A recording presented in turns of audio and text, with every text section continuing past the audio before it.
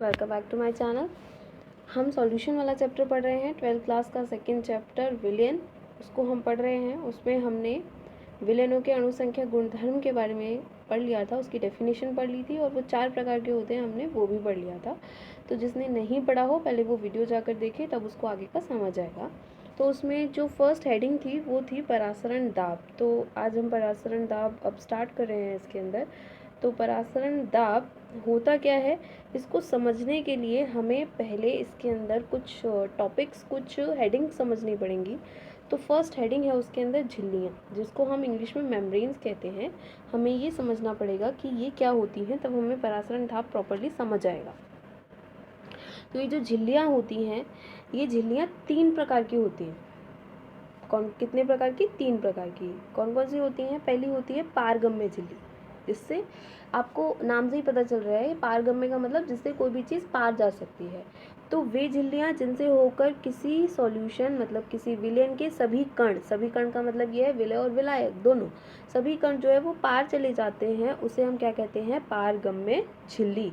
मतलब अगर आप किसी चीज़ को किसी में से छानते हो, छानने किसी विलयन को किसी भी चीज़ से छानते हो, छलनी से छानते हो या बड़े बड़े वाली से किसी भी चीज़ से छानते हो, बेसिकली किसी चीज़ से पार निकालते हो, तो पार निकालने पर यदि किसी विलयन के विलय और विलायक के कण दोनों उस झिल्ली के पार चले जाएं, तो उसको हम कहते हैं पारगम्य झिल्ली। इसका मतलब उसके आर पार जो विलयन के कण हैं वो जा सकते हैं। ओके, ये हो गई आपकी पारगम्य झिल्ली। नेक्स्ट आती है आपका सेकंड पॉइंट है इसका, ये है सेकंड, और ये है आपका अपारगम्य झिल्ली। इसको हम बोलते हैं अपारगम्य झिल्ली। नाम से पता चल रहा है, वे झिल्लियाँ जिनसे होकर किसी सॉल्यूशन के कण पार नहीं जा सकते, उसको हम बोलते हैं अपारगम्य झिल्ली। जिससे होकर कोई भी चीज़ पार नहीं जा सकती है, उसको हम क्या बोलते हैं? अपारगम्य झिल्ली। ठीक है। नेक्स्ट थर्ड है आपकी अर्धपारगम्य झिल्ली। ठीक है, इंग्लिश में इसको सेमी पेपरेबल मेम्ब्रेन बोलते हैं। तो ये आपकी अर्धपारगम्य झिल्ली है। अर्धपारगम्य झिल्ली वो होती है, इसको ध्यान से पढ़िएगा, इट्स एक्चुअली इम्पॉर्टेंट, इसी का काम है परासरण दाब के अंदर, तो इट इज़ इम्पॉर्टेंट। ये क्या कहती है आपसे? ये आपसे ये कहती है कि अर्धपारगम्य झिल्ली वे झिल्ली जो विलायक के अणुओं को पार जाने देती है। आपको पता है विलयन के अंदर 2 अवयव होते हैं, विलय और विलायक। तो इस प्रकार की झिल्ली विलायक के अणुओं को तो पार जाने देती है, परंतु विलय के अणुओं को पार नहीं जाने देती। विलायक के अणुओं के लिए ये जो झिल्ली है ये पारगम्य है, वो जाने देती है उनको, लेकिन विलय के अणुओं को ये पार नहीं जाने देती, विलय के अणुओं को ये पार नहीं जाने देती। तो इस प्रकार की झिल्ली अर्धपारगम्य कहलाती है। अर्धपारगम्य क्यों? क्योंकि ये आधी चीज़ों को जाने दे रही है और आधी चीज़ों के लिए नहीं जाने दे रही है, आधी चीज़ों के लिए पारगम्य है और आधी चीज़ों के लिए पारगम्य नहीं है। तो इसलिए इस प्रकार की झिल्ली यहाँ जो कहलाती हैं वो कहलाती हैं अर्धपारगम्य झिल्ली। जैसे कि अंडे की झिल्ली क्यों है अर्धपारगम्य? क्योंकि जब आपने देखा है कि अंडे को पानी में डालकर गर्म किया जाता है, तो ये अंडा है, इस अंडे के अंदर वाइट वाला पोर्शन होता है और बीच में येलो वाला पोर्शन होता है। इस येलो वाले पोर्शन को यॉक कहते हैं। तो ये जब आप अंडे को बॉईल करते हैं, गर्म करते हैं, तो ये जो अंदर का पोर्शन है वो पहले लिक्विड फॉर्म में था जब कच्चा अंडा था, और जब अंडा बॉईल हो जाता है तब वही जो पोर्शन था वो हार्ड हो जाता है। क्यों हो जाता है? क्योंकि जो अंडे की झिल्ली थी उसने पानी को अंदर जाने दिया, पानी को तो अंदर जाने दिया, लेकिन अंडे के अंदर जो भी मटेरियल था उसको बाहर नहीं आने दिया। इसका मतलब ये झिल्ली किसी के लिए तो पारगम्य है और किसी के लिए पारगम्य नहीं है। तो इस प्रकार की झिल्लियों को हम अर्धपारगम्य झिल्ली कहते हैं। और एक सिंपल से एग्जाम्पल से हम समझते हैं, जैसे कि आपकी चाय, आपकी टी। आप जब चाय को चाय छलनी से जब आप इसे छानते हैं, तो पत्ती के जो कण होते हैं वो ऊपर रह जाते हैं, लेकिन जो लिक्विड होता है वो नीचे कप में ट्रांसफ़र हो जाता है। तो इस प्रकार की झिल्लियाँ भी अर्धपारगम्य झिल्ली के अंतर्गत आती हैं, जो कि आधी चीज़ों के लिए तो पारगम्य है और आधी चीज़ों के लिए पारगम्य नहीं है। तो आई होप आपको ये तीनों झिल्लियाँ अच्छे से समझ आ गई होंगी। ओके, अब हम पढ़ते हैं परासरण क्या होता है। परासरण दाब पढ़ने से पहले हमको परासरण को समझना है कि परासरण क्या होता है। परासरण को इंग्लिश में ऑस्मोसिस बोलते हैं। ये एक प्रोसेस है, एक प्रकार की प्रक्रिया है जिसको समझना ज़्यादा ज़रूरी है। परासरण ये हमसे कहता है कि विलायक के अणुओं का, विलायक आप सब समझते हैं जो ज़्यादा मात्रा में होता है, विलायक के अणुओं का कम सांद्रता से अधिक सांद्रता के विलयन की ओर अर्धपारगम्य झिल्ली से स्वतः प्रवाह परासरण कहलाता है। आई नो समझ में नहीं आया होगा, दोबारा समझते हैं। विलायक के अणुओं का, कोई भी विलायक है, जस्ट लाइक आप किशमिश का एग्जाम्पल लेके समझिए। अगर आप किशमिश को पानी में डाल देते हैं, ये किशमिश है, ये किशमिश है, इसको हमने पानी में डाल दिया और इसको हमने पानी इसकी चारों तरफ भर दिया।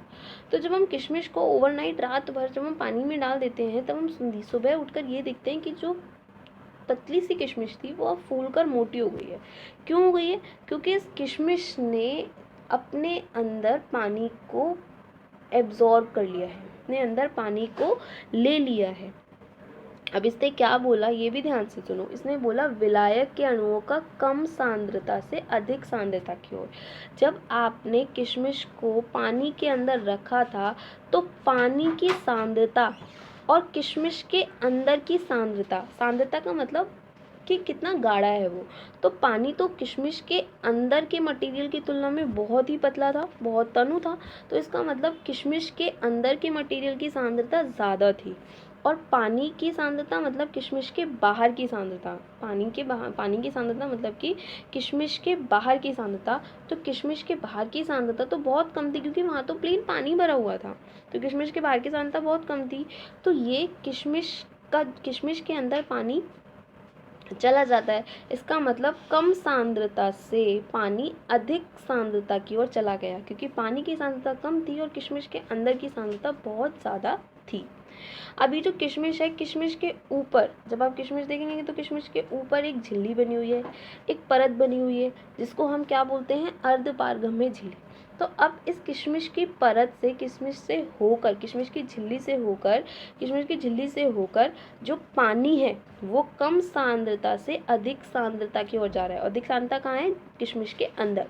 किशमिश के अंदर अधिक सांद्रता है और किशमिश के बाहर कम सांद्रता है। तो पानी जो है वो विलायक के जो अणु है, पानी क्या है यहाँ पर? विलायक है। तो विलायक के अणु जो है वो कम सांद्रता से अधिक सांद्रता की ओर, मतलब कि किशमिश के अंदर की ओर जा रहे हैं। किससे जा रहे हैं?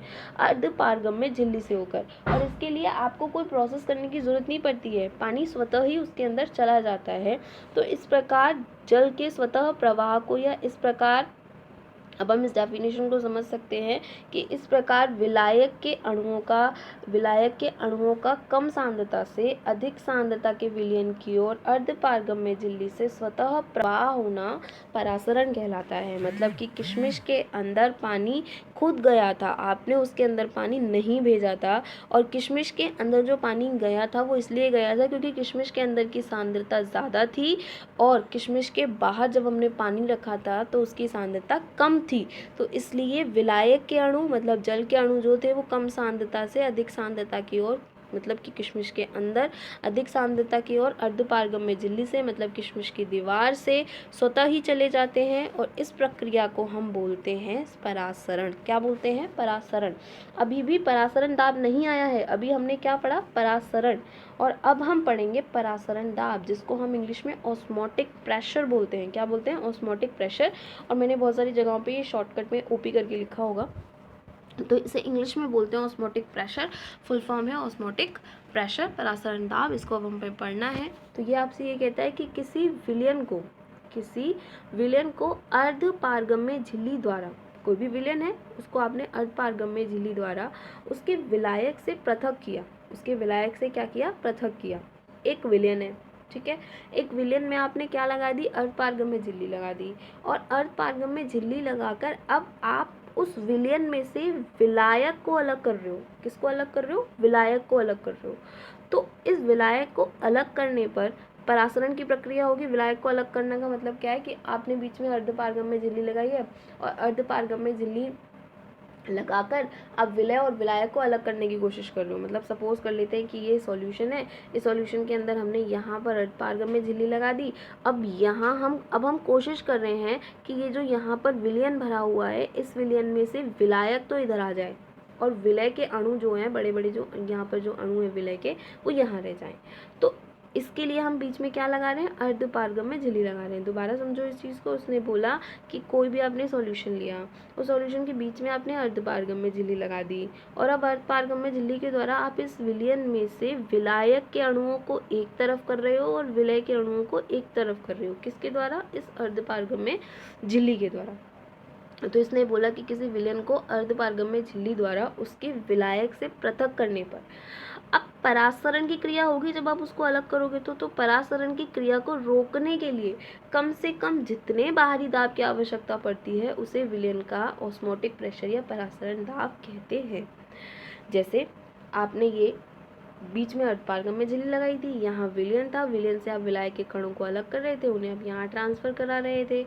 तो इस ट्रांसफर को आप परासरण की प्रक्रिया द्वारा इस अर्धपारगम्य झिल्ली द्वारा, ये बीच में अर्धपारगम्य झिल्ली है, इसके द्वारा आप इसको कर रहे थे, और ये हो रही थी परासरण की प्रक्रिया। पर अब इस परासरण की प्रक्रिया को रोकने के लिए मैं ऊपर से, इसके ऊपर से ऐसा कोई दाब डाल रही हूँ, इसके ऊपर से यहाँ से मैं ऐसा कोई दाब डाल रही हूँ कि ये अर्धपारगम्य झिल्ली जो है वो अफेक्ट हो जाए, मतलब ये अर्धपारगम्य झिल्ली जो है वो प्रभावित हो जाए, और ये जो परासरण की प्रक्रिया है उस पर प्रभाव पड़े, उसको प्रभावित करे। तो जो मैं ये दाब डाल रही हूँ ऊपर से, यहाँ से मैंने जो ये दाब डाला है, इस दाब को, ये जो दाब डाला है मैंने, इस दाब को हम परासरण दाब या फिर ऑस्मोटिक प्रेशर कहते हैं। एक बार दोबारा समझिए, ये विलयन था, इसमें ये परासरण, ये बीच में जो थी वो अर्धपारगम्य झिल्ली थी, यहाँ से आप विलयन के अणुओं को विलायक के अणुओं द्वारा पृथक कर रहे थे। इस प्रक्रिया को हमने परासरण कहा था। अब मैं इस परासरण की प्रक्रिया को रोकने के लिए बाहर से जितना दाब लगा रही हूँ, यहाँ पर मैं दाब लगा रही हूँ, इस दाब को हम परासरण दाब कहते हैं। आई होप आपको समझ आया होगा।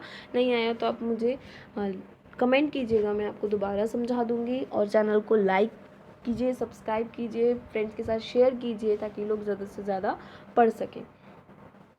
आगे एक डेरिवेशन आता है इसमें, ये कहता है कि तनु विलयनों के लिए किसी दिए गए ताप T पर, कोई भी ताप दिया है T, उस पर परासरण दाब पाई, इसको पाई बोलते हैं, यहाँ पर पाई से प्रदर्शित करते हैं परासरण दाब को, विलयन की मोल प्रति लीटर में सांद्रण के समानुपाती होता है। विलयन की मोल प्रति लीटर में जो सांद्रता होती है उसके समानुपाती होता है क्या, उसका परासरण दाब। परासरण दाब जो है, इसका मतलब आपसे यही कह रहा है कि परासरण दाब जो है वो प्रोपोर्शनल टू है सांद्रता, जिसको हम C से प्रदर्शित करते हैं, और ताप के।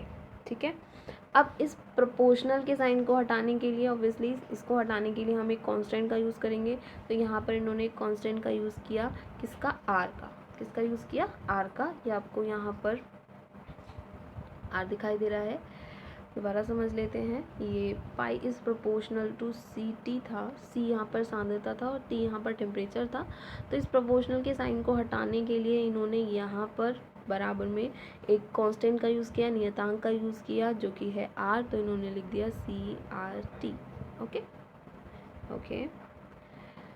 इसके बाद जहाँ इन्होंने आपसे बोला कि पाई जो है वो परासरण दाब है, R जो है वो गैस नियतांक है, C जो है वो सांद्रता है, और T टेम्परेचर है, वो आपको पता है। ठीक है। इससे कई नई चीज़ें भी आई हैं। वो नई चीज़ें ये आई हैं कि इन्होंने अथवा करके लिख दिया। इसी फॉर्मूले को अथवा करके कैसे लिख सकते हैं, that pi is equals to NB/V/RT। NB क्या है, NB इज इक्वल्स टू जो है वो है C। ये NB क्या है, NB है मोलों की संख्या और V है उसका आयतन। अगर हम मोलों की संख्या और आयतन को लिखते हैं तो वो सांद्रता के बराबर हो जाता है, तो उसको हम क्या बोलते हैं, सांद्रता। तो इसलिए हम C को जो है वो इस तरीके से भी लिख सकते हैं। तो यहाँ इन्होंने C की जगह पे NB/V लिख दिया। तो अगर इसके ऊपर न्यूमेरिकल आते हैं, तो अगर किसी न्यूमेरिकल में सीधा सांद्रता नहीं दिया है तो आप सांद्रता की जगह पे मोलों की संख्या अपॉन उसका आयतन रख सकते हैं। या फिर इन्होंने ये बोला कि इसको एक तरीके से और लिखा कि अगर हम इस V को इधर शिफ्ट कर दें तो पाई और V बराबर जो हो जाएगा वो हो जाएगा W/MRT। अब W/MRT कैसे आया कि जो N है इसको हम इस तरीके से प्रदर्शित कर सकते हैं।